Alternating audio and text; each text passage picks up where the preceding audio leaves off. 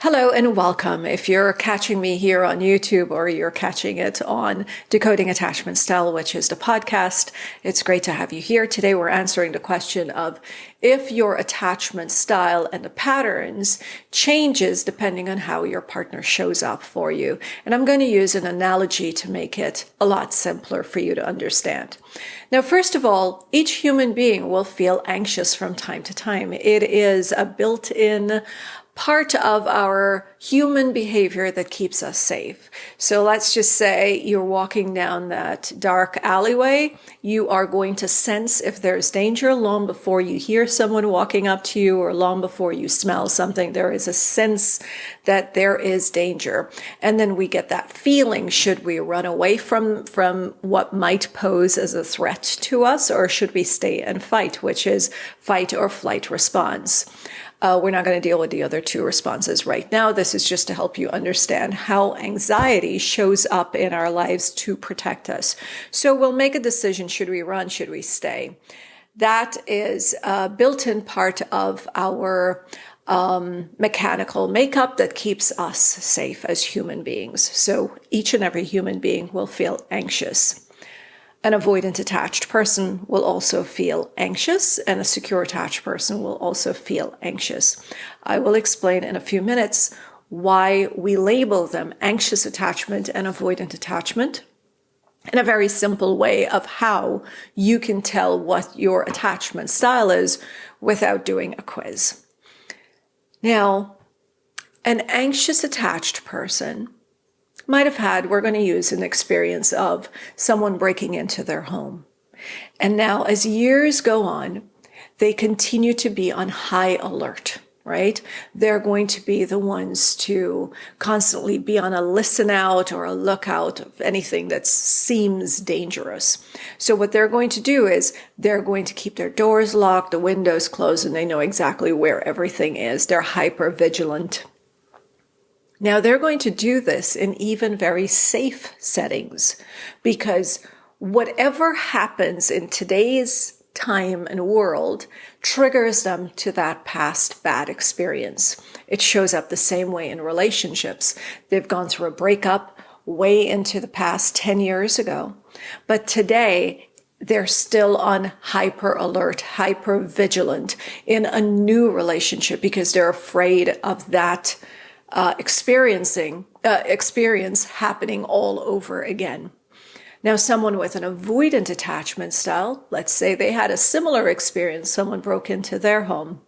Now they're in a new place, a different time, years after. They're still going to be super cautious. So they're going to go into any environment, including a safe environment, and they are going to bolt up the doors and make sure that the place is absolutely safe and secure. And if someone knocks on the door, they are going to be very wary. They're not really sure if they could trust that person. It's exactly how they show up in their romantic relationships. They don't trust easily, and they keep their barriers up. Now, a secure attached person is going to look at the past and say, okay, yes, this is an experience that happened, but I'm in a different location. Of course, yes, if it's a neighborhood that isn't safe, that's rumored to be unsafe for me, of course I'm going to take precautions. However, I'm going to look at the situation, I'm going to look at my surroundings, and I'll make a decision on what's best to protect me. I'm not getting into this with absolute fear. There's no need for me to assume that what has happened to me in the past will happen to me again. And that is exactly how they show up in their relationships. Yes, they've gone through breakups in the past, but they don't take it personally. And there's no need to embrace a new relationship with fear. Now, this is how we go through our lives. As an anxious attached, as an avoidant attached, the insecure attachment styles will constantly look at their past experiences, and they'll be triggered in the present relationship. A partner today can trigger how they feel way back then, but bring it back into today's relationship. Does that make sense? Whatever is going on in their relationship now can trigger an old feeling, an old memory. And instead of saying, hey, this is a new relationship. I don't have to worry about what happened in my past happening again. They say, no, I know this. This has happened to me too many times. I'm pretty sure that it's going to happen again. Now, this is how you know if you are a secure attached in your relationship, an anxious attached, or an avoidant attached in your relationship. If there is conflict in your relationship and you feel an overwhelming need to solve the problem, I want to reach out to this person and fix this misunderstanding. I need to explain myself. I'm going to be misunderstood. I should reach out and apologize, but I need to fix this. If that is the mindset, chances are that you have an anxious attachment style. If you are in a conflict and you start to feel really uncomfortable, I don't want to deal with this, I don't want to talk about it, I just want to run. And you either walk away from the conversation, you shut it down, or you just stonewall, you stay there and you blank out, chances are you have an avoidant attachment style.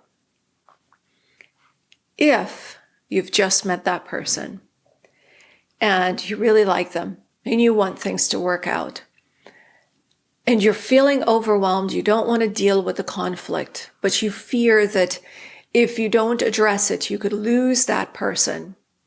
So you push through the fear of running away from it to have the conversation, but you still want to run away from it. Chances are you have a fearful avoidant attachment style.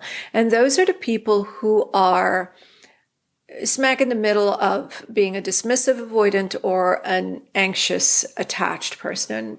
I'm going to use this pen to explain. If we are on the for those of you who are listening through the podcast, I would advise you to grab a pen so that you could better understand what I'm saying. I've got a pen in my hand, and on the far left of the pen would be the dismissive avoidant, and the far right of the pen would be an anxious attached person.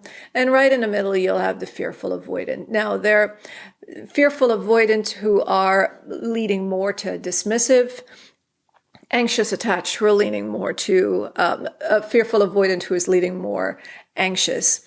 These on the anxious side, what I find is that they are insecure, but not afraid of speaking up, of showing some bit of vulnerability, they're not afraid of letting others know that they're insecure. So these are the ones who are going to ask you about how many people you've been out with, who are you seeing, what did you wear when you went out with your friends to a party. And they can be very confusing because the questions they ask, you may think that they are really interested in you when what you're really seeing is their insecurity. Now, those on the closer to the dismissive, if you're fearful avoidant, then you really want to remain independent, and there is that fear of vulnerability that's even more heightened. However, you're going to be in this space of fearful avoidant majority of the time, where it's like, yes, you want that connection, but you also don't want to lose your independence. Now, why I said early in the relationship, if there is conflict, you may be more inclined to have that conversation because, you want things to work out. It's also because you haven't grown tired of a partner who might have been making you feel criticized or judged. You're not overwhelmed with multiple conflicts. This is probably the first, second, or third. So you have the emotional capacity to work through conflicts. But what happens is, as the conflicts continue, if you lean more on a dismissive side of the fearful avoidant, you start to shut down. You start to move away emotionally from the relationship. You start to get exhausted with it. If you lean more to the anxious attached, those are generally the people who will want to pull away, but eventually will reach out with a hi or hello, and you don't always get an apology. But that's understanding a little bit about how your attachment style shows up in the relationship. Now, if you're a secure attached person, your emotions will not swing. Generally speaking, it won't swing depending on the mood of your partner. You're going to be able to appreciate that this person might just be having a hard day. I'm going to ask them if everything's okay, if they want to share. And if they don't, you don't take it personally. You're okay with it.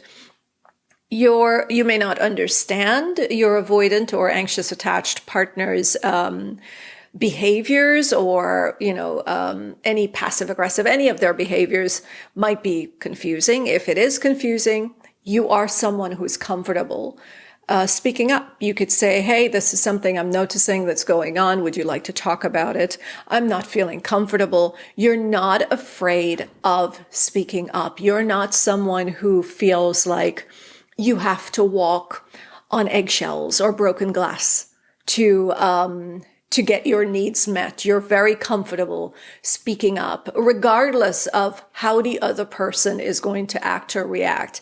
I know a lot of people will reach out and say, well, I can't speak up because then they get defensive. Then you're not yet securely attached, because if the focus is on them and how they will react, and that is what controls whether you speak up or not, you're in one of the insecure attachment styles. The insecure attachment styles, anxious or avoidant, are afraid of speaking up because generally they do not believe that they are going to be met with compassion and understanding. They're not going to be received well. So that is why they're like, I'm not sure exactly. I want to tell my partner what's bugging me, but I've got to be so careful with how I say it and what I say, because they might get upset and they may misinterpret or they may leave.